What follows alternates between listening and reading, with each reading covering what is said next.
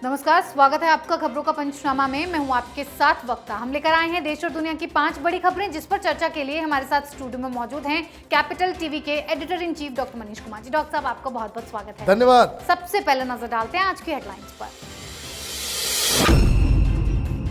पात्राचौल घोटाले में संजय राउत की कोर्ट में हुई पेशी। कोर्ट ने बड़ा झटका देते हुए 4 अगस्त तक भेजा ईडी रिमांड पर। गिरफ्तारी के बाद संजय राउत के सपोर्ट में आए उद्धव ठाकरे। प्रेस कॉन्फ्रेंस कर कहा, संजय राउत पर अभिमान, वो झुकेगा नहीं। साथ ही राउत के परिवार से भी की मुलाकात।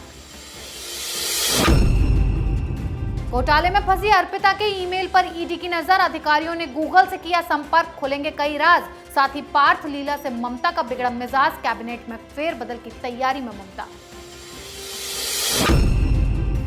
लोकसभा से विपक्षी सांसदों का हंगामे पर हुआ निलंबन खत्म। नारेबाजी और हंगामे के बाद फिर राज्यसभा कल सुबह 11 बजे तक स्थगित। केजरीवाल की खुली पोल पट्टी तो शराब नीति पर पलट गई केजरीवाल सरकार। बीजेपी ने कहा कि सीबीआई जांच के डर से लिया गया फैसला।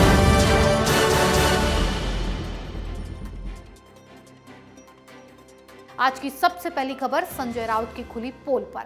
पात्राचौल जमीन घोटाले में छापेमारी के बाद शिवसेना सांसद संजय राउत को ईडी ने गिरफ्तार करने के बाद आज पीएमएलए कोर्ट में पेश किया और केस में आगे की पूछताछ के लिए हिरासत की मांग की। कोर्ट ने संजय राउत को दलीलों के हिसाब से 3 दिन के लिए ईडी की कस्टडी में भेज दिया है।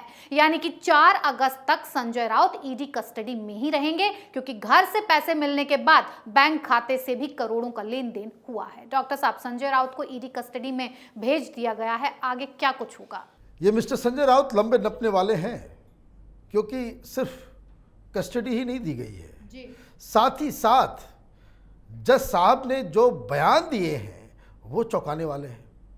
दरअसल ईडी की तरफ से ये बताया गया कि ये जो प्रवीण राउत है, जो पिछले जून से गिरफ्तार है, मेन इस पूरे घोटाले का किंगपिन जिसको बताया जा रहा था, आज कोर्ट में ईडी ने अपने दलील को करेक्ट किया और कहा कि ये जो प्रवीण राउत को हमने पकड़ रखा है इतने दिनों से जेल के अंदर जी, वो तो सिर्फ मुखौटा है, किंगपिन तो इधर है भाई साहब संजय राउत। कैसे? तो बताया कि कैसे कैसे पैसे जो है वो इसके पास आया है, कैसे हर महीने 2 लाख रुपए इनके पास जाता था, कैसे हर साल विदेश ट्रिप के लिए संजय राउत अपने पूरे परिवार को लेके जाते थे, उसका भी पैसा यही देता था, कैसे 10 जगह पे ज़मीनें खरीदी गई, हर जगह कैश पेमेंट किया गया, और जिन लोगों ने ज़मीनें बेची वो बता रहे हैं कि भाई प्रवीण राउत ने पैसे दिए जी। मतलब ये कि पहले से ही ये बात छुपाई जा रही थी कि ये पूरा जो घोटाला हुआ उसके पीछे एक राजनीतिक हाथ, अदृश्य शक्ति काम कर रही है। वरना ऐसे कैसे हो सकता कि 650 के आसपास लोगों को आप चुनाव भी लगा दें, कहीं कोई आवाज नहीं उठे। माडा को, मतलब सरकार को, आपको 3000 फ्लैट्स भी देने थे बना के, वो भी आपने नहीं दिए, फिर भी कोई कार्रवाई नहीं।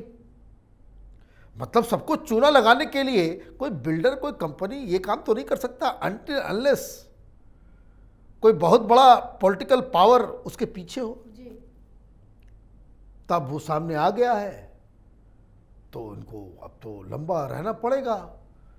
कुछ लोग मजाक में कह रहे थे, वो अब हकीकत होता चला जा रहा है कि आर्थर रोड जेल में नवाब मलिक और अनिल देशमुख के कमरे के बीच में कमरा है, वहीं पे इनकी स्वागत होने वाली है जी। डॉक्टर साहब, तो ये तो लंबा फंस गए जी। बिल्कुल, संजय राउत के इस भ्रष्टाचार के खेल में अब आगे जेल है, जिसे सोच सोचकर उद्धव ठाकरे काफी परेशान हो रहे हैं और बीजेपी पर निशाना साध रहे हैं और कह रहे हैं कि संजय मेरा छोटा भाई है, झुकेगा नहीं, हमें मरना मंजूर है लेकिन गुलामी नहीं, हमारा भी वक्त आएगा तब हम बताएंगे। साथ ही उन्होंने राउत की गिरफ्तारी को बीजेपी की साजिश करार दिया है। तो वहीं उद्धव ठाकरे संजय राउत के परिवार से मिले, उनकी परिवार से मुलाकात की तस्वीरें भी सामने आ चुकी हैं। डॉक्टर साहब, उद्धव ठाकरे क्यों संजय राउत का सपोर्ट कर रहे हैं?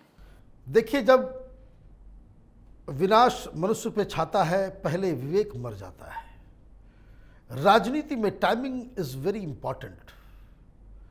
आपसे उनको दोस्ती है, आपके करीबी है, ये सब अपनी जगह पे है। राजनीति में इसका पब्लिक डेमोन्स्ट्रेशन नहीं किया जाता। आप एक ऐसे नेता बन गए जो एक आरोपी, एक स्कैम में फंसा हुआ भ्रष्टाचारी के घर जा रहा है जी। एक भ्रष्टाचारी के बचाव में खड़ा हो गया है। यही गलती कर कर के उद्धव ठाकरे आज इस हालत पे पहुंचे हैं कि जहां इनकी पार्टी के ज्यादातर एमएलएज 54 थे ना जी। 40 मिठाइयां बांट रहे हैं कि गया संजय राउत। महाराष्ट्र की जनता खुशियां मना रही है, गया संजय राउत। महिलाएं कह रही है बहुत तुमने बुलडोजर चलाए, अब जरा जेल में जाकर चक्की पीसो। और आप पब्लिक जो ओपिनियन है उसके ठीक उलट जा रहे हैं, उसके पास चले जा रहे हैं जी। यही काम आपने किया था जब सचिन वाजे को शिवसेना डिफेंड करना शुरू कर दी थी। सामना के जरिए आपने बताया कि बड़ा कैपेबल, बड़ा होनहार है। कई बार आपने असेंबली नहीं होने दी, अनिल देशमुख के खिलाफ आप कोई कार्रवाई नहीं कर सके, उसको डिफेंड करते रहे आप। क्या हाल है? ये सचिन वाजे भी जेल में है, ये अनिल देशमुख भी जेल में है। नवाब मलिक के खिलाफ आप एक शब्द नहीं बोल सके। तो हर बार नेता वही जो अपनी गलतियों से सीखता हो। आप हमेशा गलत के साइड खड़े रहेंगे। तो ये जो डायलॉग आज दिया गया है, जो जिस पे कॉपीराइट है कंगना रनौत का, यही बात तो उसने कही थी कि उद्धव ठाकरे जी, ये वक्त का पहिया एक जैसा नहीं चलता। आज आप वही कह रहे हो कि समय एक जैसा नहीं होता। सही कहा आपने, समय एक जैसा नहीं होता। लेकिन दूसरा सेंटेंस जो आपने कहा वो गलत कह दिया। आपने ये कहा कि अब हमारा भी वक्त आएगा। नहीं, वक्त आके चला गया। बार बार वक्त नहीं आता। इस 2.5 साल में अगर आपने लोगों के दिलों को जीत लिया होता तो ये वक्त न जाता, न ये हालत होती, ना ही एक ऐसे शख्स जिसकी वजह से शिवसेना तार तार हो गई, खंड खंड हो गई, उसके साथ आपको आज इस तरह से खड़े होने की जरूरत पड़ती। राजनीति में सबसे बड़ा दुश्मन वो होता है जो आपकी गलतियों के ऊपर वाह वाह करता हो। यही उद्धव ठाकरे की सबसे बड़ी दिक्कत है। जी डॉक्टर साहब, उद्धव ठाकरे के चहेते तो चले गए, लेकिन उद्धव ठाकरे की चिंता बढ़ गई है कि कहीं अगला नंबर उनका ही ना हो। ईडी ने सभी नेताओं पर अपनी पकड़ को मजबूत बना लिया है। पार्थ चटर्जी की ईडी पूरे मन से सेवा कर रही है, लेकिन अब ईडी के अधिकारियों ने आगे की जांच करने के लिए अर्पिता की ईमेल आईडी पर नजर गड़ा ली है और गूगल से संपर्क किया है, जिससे सारी पोल पट्टी खुल पाए। तो वहीं मंत्री जी के घोटाले में फंसने के बाद ममता बनर्जी के तेवर बदले हुए हैं और अपने कैबिनेट में बड़ा फेरबदल करने वाली हैं, जिसमें मंत्रियों को चेताया गया है कि कोई भी ऐसा काम न करें जिससे पार्टी और मंत्रिमंडल का असम्मान हो। डॉक्टर साहब, ईडी तो गूगल तक पहुंच गई, लेकिन ममता बनर्जी का कैबिनेट में इतना बड़ा फेरबदल किस कारण से हो रहा है? देखिए, यही फर्क है उद्धव ठाकरे और ममता बनर्जी में। ममता बनर्जी का मैं कोई प्रशंसक नहीं हूं, लेकिन बार बार मैं इस बात को जरूर कहता हूं कि वो अपना आंख नाक कान जमीन पर रखती है, पब्लिक पल्स को समझती है। जैसे ही उन्हें समझ में आया कि ये तो भ्रष्टाचारी निकल गया, मेरा नंबर 2 पार्थ चटर्जी, तुरंत उसे कहा दूर हटो। पार्थ चटर्जी तो ममता बनर्जी के उन दिनों के साथी हैं जब उन्होंने कांग्रेस पार्टी को छोड़ के नई पार्टी बनाई थी। संजय राउत का उद्धव ठाकरे से इतना लंबा रिश्ता नहीं है जितना पार्थ चटर्जी का ममता बनर्जी से है। जी। संजय राउत उद्धव ठाकरे को तो सब कुछ बना बनाया हाथ में मिला था, सब हिंदू हृदय सम्राट बाला साहब ठाकरे के कर्मों का फल ये खा रहे थे। इन लोगों ने तो तिनका तिनका जोड़ के राजनीति में यहां तक के लोग पहुंचे जी। लेकिन पब्लिक ओपिनियन के सामने बड़े बड़े लोगों को बड़े बड़े डिसीजंस लेने पड़ते हैं। तो आपने क्या किया? आपने फौरन कहा हटो दूर, तुम्हारे चक्कर में तो हम भी जाएंगे। ऐसा नहीं किया कि भाई पार्थो चटर्जी के घर जा रही हैं, ये कर रही, वो तुम्हें बहुत बुरा हो गया, सेंटर बहुत गड़बड़ कर रहा है, ये तानाशाही आ गया। अरे भाई वहां पे सबूत है, कोर्ट में थोड़ी चलता ये सब। अब पार्थो के साथ जो जो लोग थे, जहां जहां ईडी जिसको तिसको पकड़ सकती है, सबको अभी आप देखिए 2 दिन के बाद, मेरी बात को मानिए, ममता बनर्जी नई मंत्रिमंडल की घोषणा करेगी। ये जितने जो पापी किस्म के लोग होंगे, जिनके जिनके ऊपर जिनके करतूतों से वो वाकिफ होगी, उसको उठा करके बाहर कर देंगे। ममता बनर्जी यही करेगी। ऐसे ही राजनीति की जाती है।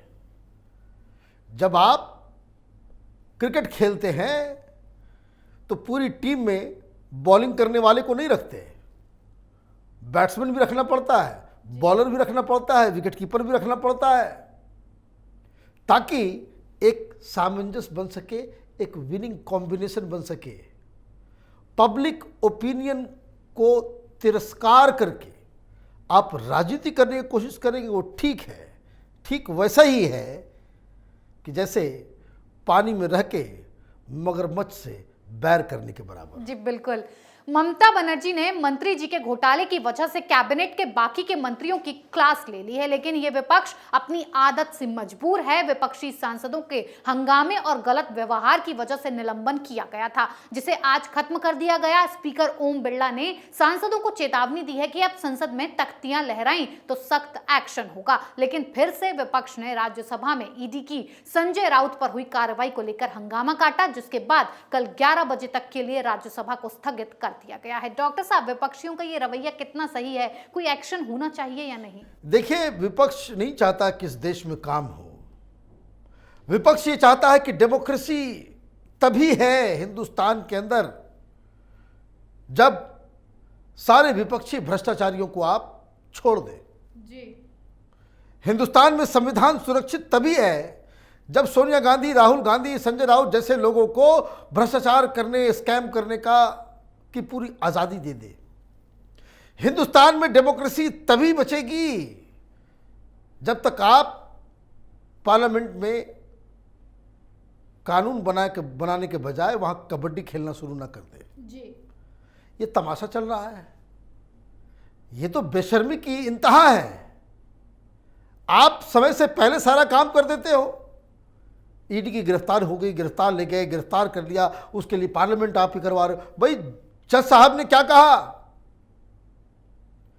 ये जो पार्लियामेंट के अंदर बैठे हुए लोग हैं, ये अखबार वगैरह पढ़ते हैं या नहीं पढ़ते हैं, या कल सवेरे जब ये अखबार पढ़ेंगे या रात में टीवी जाकर के देखेंगे कि मुंबई में पीएमएलए कोर्ट के जज साहब ने क्या बयान दिया है इस घोटाले के बारे में, संजय राउत के बारे में, क्या इनको शर्म आएगी, हाँ या नहीं? या फिर कल फिर ये भोंपू स्टार्ट कर देंगे? देश की जनता का पैसा खर्च होता है पार्लियामेंट चलाने में, ये इनकी बपौती नहीं है कि आप तमाशा कर लें प्लैक कार्ड लेकर के। विरोध का अपना स्थान है, आपको ये करना है, उसके लिए 1 घंटा समय आप निकाल लीजिए, 1 घंटा विरोधी कीजिए जी। लेकिन देश में काम भी तो होगा, देश में काम भी तो होगा। कई सारे इंपॉर्टेंट कानून पास होने हैं, लेकिन इन लोगों को तमाशा लगा हुआ है जी। वोट बैंक की राजनीति करनी है। जितना ये बवाल मच रहा है संजय राउत को बचाने के लिए और ये उद्दंड एमपीज को के सस्पेंशन के खिलाफ, उतना देर तक अगर देश में जनसंख्या कानून के ऊपर डिस्कशन हो गया होता, कोई कंक्रीट डिसीजन वहाँ पे ले लिया होता पार्लियामेंट के अंदर, देश का भला हो गया होता। लेकिन इनकी आदत यही है कि शोर शराबा ज़्यादा और काम कम।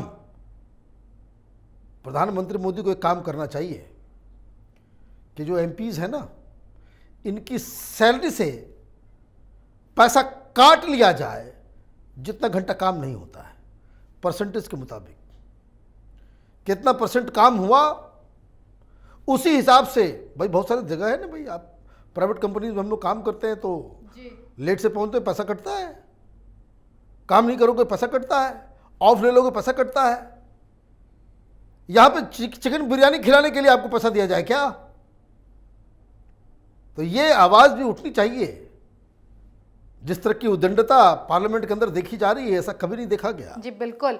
एक तरफ विपक्ष ईडी की कार्रवाई को लेकर परेशान है, तो केजरीवाल सरकार सीबीआई जांच से घबरा गई है। इसीलिए अपनी नई शराब नीति पर केजरीवाल सरकार पलट गई है। दिल्ली सरकार ने एक्साइज पॉलिसी को वापस ले लिया है, जिस पर बीजेपी का कहना है कि एक्साइज पॉलिसी वापस लेना ये साफ दिखाता है कि सरकार की पॉलिसी में बड़ी गड़बड़ी थी। केजरीवाल सरकार को सीबीआई का डर है, इसीलिए ये फैसला लिया गया है। डॉक्टर साहब, क्यों केजरीवाल अपने फैसले पर पलट गए? देखिए, केजरीवाल को तो मैं बार बार कहता हूं ये नटवर लाल है हिंदुस्तान की राजनीति का। लेकिन एक सिचुएशन मैं आपको देता हूं कि मान लीजिए योगी आदित्यनाथ ने कोई पॉलिसी लागू करने के बाद उस पर बवाल मचता हो, उस पर इन्वेस्टिगेशन सीबीआई के बैठ जाता हो जी। और वो वापस ले रहे होते हैं, मीडिया उसको डिस्कस करती है हाँ या नहीं? बवाल मच गया होता देश भर में, बिल्कुल। सारे, वो तो तमिलनाडु में भी वो द्रविड़ियन चैनल्स के ऊपर भी चल रहा होता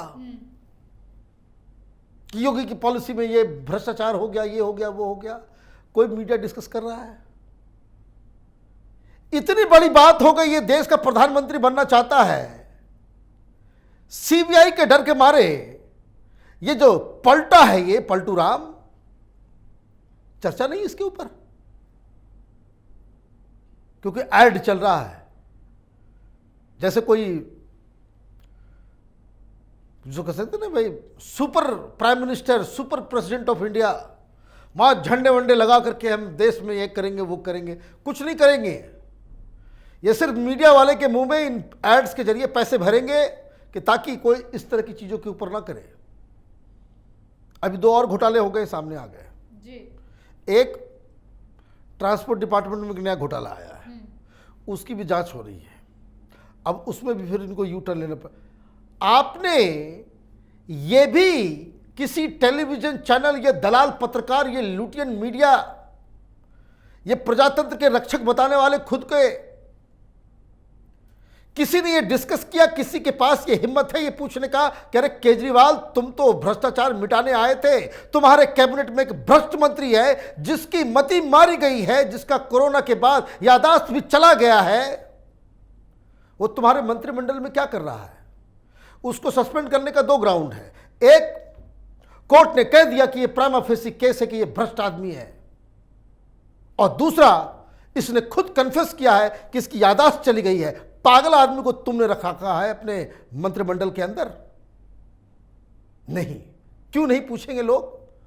वो झंडा का ऐड चलेगा, मनीष सिसोदिया का ऐड चलेगा। अब तो एक पंजाब की सरकार आ गई, पंजाब की सरकार भी जो है वो हिंदी में ऐड बना करके राष्ट्रीय चैनलों के ऊपर दे दो। पंजाब का पंजाबी चैनल में आप डालो। आप जनादेश का इस तरह से मजाक उड़ाएंगे? और पंजाब में कहां है लोग? क्यों नहीं जाते इनके चीफ मिनिस्टर के घर के बाहर प्रदर्शन करने के लिए कि पंजाब का ऐड हिंदी में क्यों बन रहा है? ऐसे तो पंजाबी अस्मिता बहुत याद आती है भाई। पंजाब का ऐड भी अगर बन रहा है वो पंजाबी भाषा में होनी चाहिए, हिंदी में बनाने की क्या जरूरत है? और पंजाब का चीफ मिनिस्टर वो बताएगा कि भाई दिल्ली का हम पॉलिसी हम यहां लागू कर रहे हैं, उसके लिए पंजाब की जनता पैसे देगी। कुछ बीमारियां बहुत घातक होती हैं जो आपको कभी पता नहीं चलता है, और जब मालूम चलता है तो यह मालूम चलता है कि काफी देर हो चुकी है। शुगर, आपको मालूम नहीं चलेगा कि कब ये बीमारी आपको लग गया जब तक टेस्ट नहीं करवाते हैं, और कभी कभी या ज़्यादातर ये तब मालूम चलता है जब ये अपने आखिरी स्टेज में होता है। इस तरह की राजनीति इस देश को खोखला बना रही है। जी डॉक्टर साहब, बहुत बहुत धन्यवाद इतनी जानकारी के लिए। धन्यवाद। खबरों का पंचनामा में आज के लिए इतना ही। देश विदेश की बाकी खबरों और उनके सटीक एनालिसिस के लिए देखते रहिए कैपिटल टीवी में। लाइक कीजिए, शेयर कीजिए और कैपिटल टीवी को सब्सक्राइब कीजिए। नमस्कार। हैं।